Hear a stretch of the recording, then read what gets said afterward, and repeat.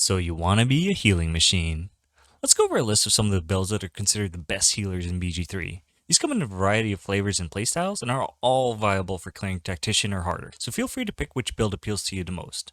Just keep in mind, we're focusing mainly on healing throughput, while supporting and buffing is touched upon here. That's not going to be the main focus of this list. Some argue that healing isn't necessary and that offense is the best defense in BG3. It's true to an extent, but this is an RPG and a game, so the best way to have fun is to play how you want to play. And if you're playing with mods or anything that increases health or difficulty further, healers and sustain become a lot more valuable.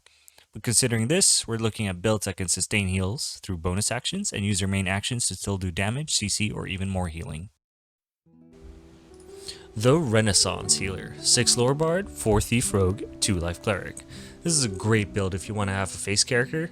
Not only is it charisma stacked, but also has expertise in so many skills due to being both a bard and a rogue, with a nice cherry on top of having access to guidance from being a cleric for even more bonuses. The heals are leaning a little more towards spot healing, with access to decent AoE as well from being a cleric. 6 Lore Bard's Magical Secrets gives us access to arguably the strongest heal in the game, healing where its more handsome and successful older brother, Warden of Vitality. Uses up a level 3 spell slot so we can spam 2d6 heals, just using our bonus action for the next 10 turns, all while without consuming our concentration. So now we can use our main action to do activities. And since we get an extra action bonus from being a Thief Rogue 3, we can now throw out heals 2 to 3 times a turn, essentially allowing us to pump up to 48 healing per turn before even considering items and bonuses. This build offers a good balance of additional support with Bardic Inspiration and Cutting Words, CC from Hold Person, and Hypnotic Pattern, and of course, heals. The main downsides we have to consider is that we have limited offensive ability and only have access to level 4 spell slots. Now when leveling up, ideally you want to start with Bard and level it all the way till 6, picking Lore Bard eventually. Once you reach level 6, you'll unlock Magical Secrets. There, just make sure to pick up Warden of Vitality, and you're free to choose any other skills that you like. I can recommend Revivify, Haste, or even Counterspell. After which, we want to level up Cleric until level 2, and then Rogue, Thief until level 3. For the final level, you have a choice to either go Rogue 4 for an additional feat, or you can put Life Cleric to level 3 to unlock Warding Bond and an additional spell slot. That's your decision ultimately. Now for feats, it boils down to 2 choices really. You can choose between Alert, to have additional initiative to help start the turns earlier and be able to throw out CC or healing or buffs before enemies have a chance to do their own actions, or you may pick Ability Score Increase, or otherwise known as ASI, pumping up your charisma higher. Speaking of which, when it comes to stat distribution, we want to make sure that charisma is as high as possible, followed by dexterity, just to have that additional initiative or armor class if we're wearing medium or light, and of course constitution, just to have additional saving throws for our concentration spells. The Life Cleric, which is either Life Cleric 12 or Life Cleric 11 with 1 wizard dip for that extra utility. What's often considered the poster child for healing and the best when it comes to AoE heals. This is a build I highly recommend if your party is running with a lot of minions, not only because of its crazy amount of AoE heals, but because those AoE heals can easily apply a buff to all of them using the Whispering Promise Ring. Offers the great utility of a cleric in totality with level 6 spells such as Heal for a huge single target spot heal, Hero's Feast for a crazy strong group buff, or Blade Ward for one of the most painful zone control spells there are. Plus, you get access to a few extra spells if you dip into Wizard, which you can pick up from scrolls. Plus, if you go Wizard, there's actually a neat little synergy, but you'll have to stick around to the end of the video to find out. We gain access to all healing spells and get 2 charges of our channel Divinity Preserve Life. Available every short rest, which does a large AoE heal for a whopping 36 HP at max level. And that's even before items and bonuses. Now, one of the downsides are it can be a bit spell slot hungry, and no way to recover them outside of long rests or items. So, we want to maximize our channel divinity uses. But what makes this build really strong is not only its heals, but can also make the whole team really tanky through a spell called Warding Bond, making them take half damage from everything, but there is a downside that we take damage equal to the amount that they take. You either kill yourself or get killed. I have a great support build revolving around this mechanic. Check it out if you haven't yet on my channel. Now, sharing that damage isn't a big deal for us since we have Sanctuary up ideally on ourselves, making us basically invulnerable to enemies. And from being a Cleric level 6 or a Life Domain level 6, whenever we heal someone, we also heal ourselves for a small amount. This combination roughly doubles the efficiency of our heals. On top of that, we get a concentration spell called Beacon of Hope, which guarantees max roll healing on any ally near us, further increasing the efficiency of our heals, with a nifty little bonus of giving us advantage on death saving throws and wisdom saving throws, which is one of the most common spell throws there are. For leveling, things are fairly straightforward, picking Cleric, Life Domain at level 1 and just sticking with it all the way until level 12. If you did want to go with one Wizard dip, I recommend picking it up at level 2 and then going back to Life Domain for the rest of the levels.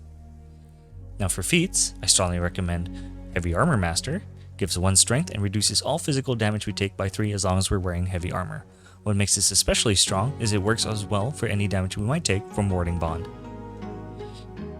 Alternatives are Alert for additional initiative or ASI to pump our wisdom even higher. Now for stats, obviously we want wisdom to be as high as possible, followed by constitution and then dexterity, with a little sprinkle of intellect for additional spell scrolling if we wanted to go with the wizard dip. If you're wearing medium armor, then dexterity would take a higher priority over constitution. The Battle Healer. 9 Devotion Paladin, 3 Thief Rogue.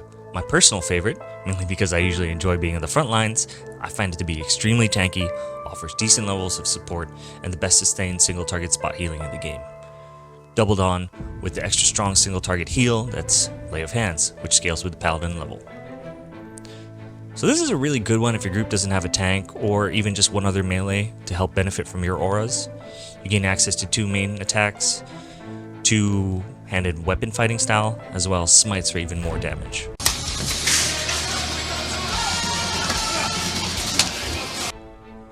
Rogue gives you the 2 extra bonus actions because at Paladin 9 we gain access to, you guessed it, Warden of Vitality.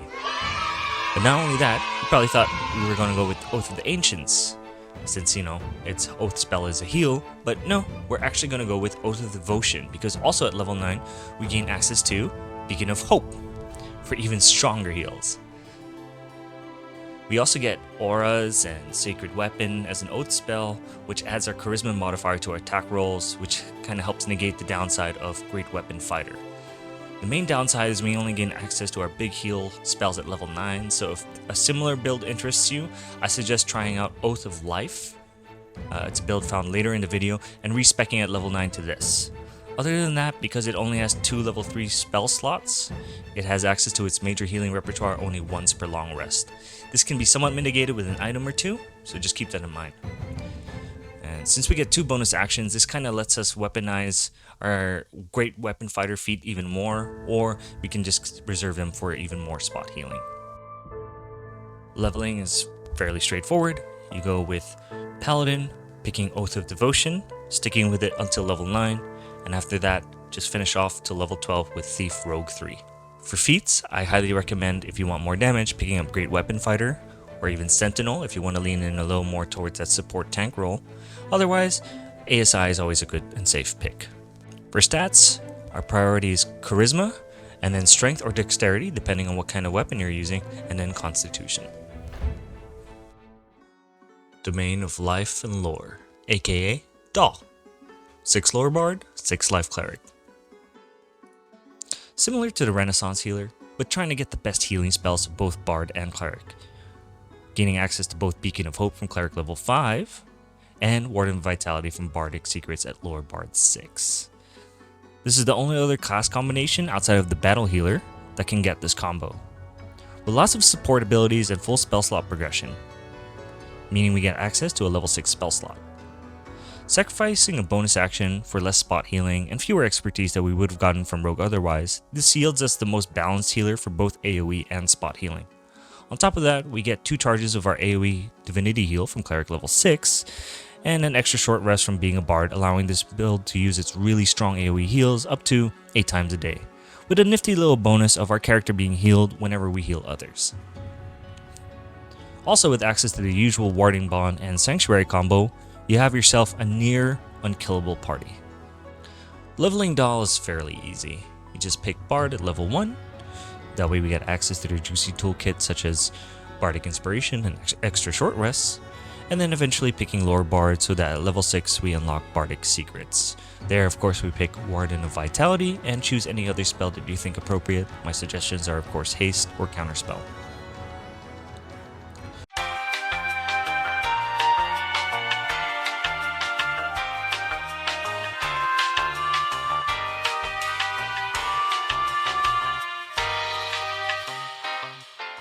For feats, we're going to go with the usual. We're going to pick up Alert for that extra initiative to give us a turn before most of our enemies can give a turn. And of course, ASI, pushing our charisma as high as possible. For stats, this is where things get a little bit weird. Considering we have an even split between two classes, ideally we keep charisma and wisdom even. But if we had to choose to push one higher, I would recommend going with charisma. After which we go with constitution and then dexterity. Oath of Life, aka the Martyr.